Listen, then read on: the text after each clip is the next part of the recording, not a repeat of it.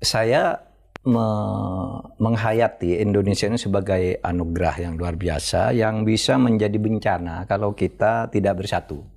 Gitu aja. Atas nama apapun kalau kita selalu berselisih karena perbedaan agama, perbedaan suku, daerah dan sebagainya yang disebut SARA itu. Nah, itu sama sekali tidak menguntungkan bagi kita. Terhadap paham keagamaan juga tidak ada gunanya. Kan saya sering katakan gitu, ya kamu yang suka berpikir ingin mendirikan negara Islam, khilafah Islam, memangnya ada di dalam Islam itu sistem bernegara, saya bilang.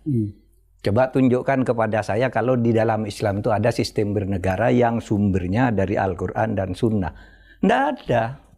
Bahwa negara harus ada itu memang ada aturan. Karena manusia itu dimanapun hidup di dalam sebuah negara. Begitu lahir dia sudah negara. Oleh sebab itu di dalam Quran dan Sunnah itu selalu ada sebutan negara, sebutan khilafah, sebutan malik, ya, sebutan rais, itu semuanya kenegaraan. Nah, oleh karena tidak ada sistem bernegara, maka bentuk dan sistem suatu negara itu, menurut penghayatan saya terhadap agama saya, agama Islam, bentuk dan sistem negara itu terserah bangsa masing-masing. Tidak harus negara Islam.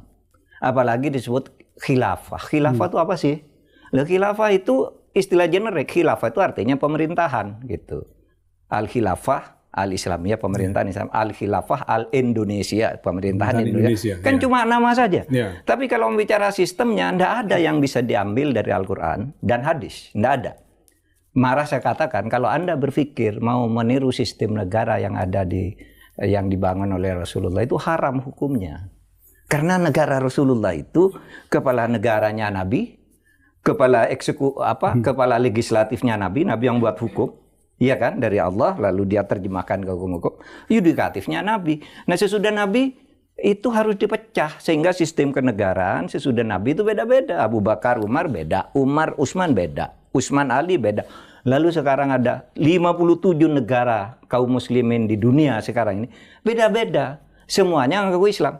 Apakah benar mereka? Benar semua, termasuk Indonesia benar. Karena apa? Karena ini mengambil prinsip bernegara itu yang penting negara harus ada dengan harus penegakan hukum dan keadilan dan imam atau pemimpin yang adil. Itu prinsipnya.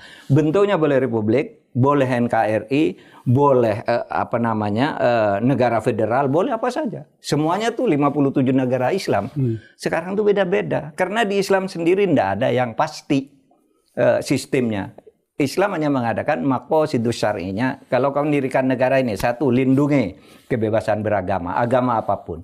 Yang kedua, lindungi jiwa manusia, lindungi harta benda masing-masing, lindungi kesehatan akal, sehingga ada hukum-hukum yang melarang orang merusak akalnya sendiri.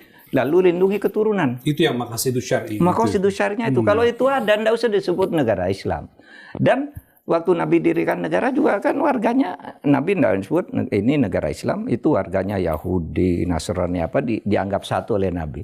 Saya sering cerita gini Pak Indro, ketika Nabi memproklamasikan Piagam Madinah ketika mendirikan negara itu, saya tergetar hati saya ketika saya membandingkan dengan proklamasi.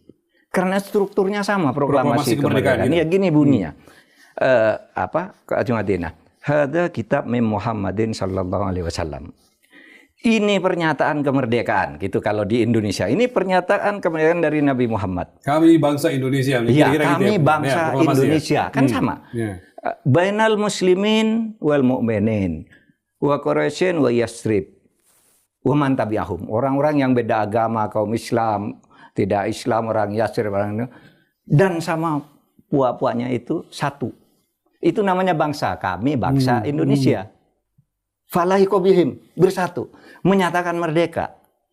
Wajah hadamahum dan hal-hal mengenai pemegang kekuasaan dijihadkan bersama agar negara ini kuat. Mirip Pak ya? Mirip dengan proklamasi juga.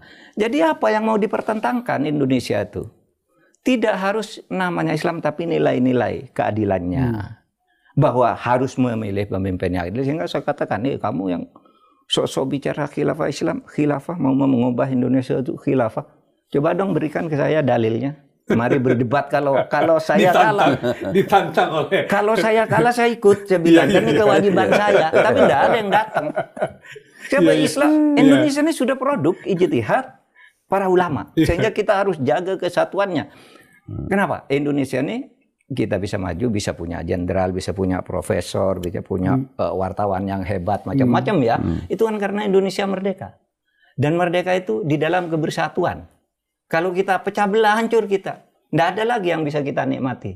Jadi oleh sebab itu, bagi saya persatuan itu ya menjadi sesuatu yang penting. Dan negara Indonesia ini ya sebagai produk kesepakatan antara anak bangsa yang beragam, kultur, agama, daerah, suku dan sebagainya. Ini sudah final, kita bersatu aja saling membantu untuk maju bersama. Tidak usah mengganggu urusan agama masing-masing itu nggak bisa. Dimanapun kita kok mau sendiri, nggak ada di dunia ini kok sendiri gitu, nggak bisa.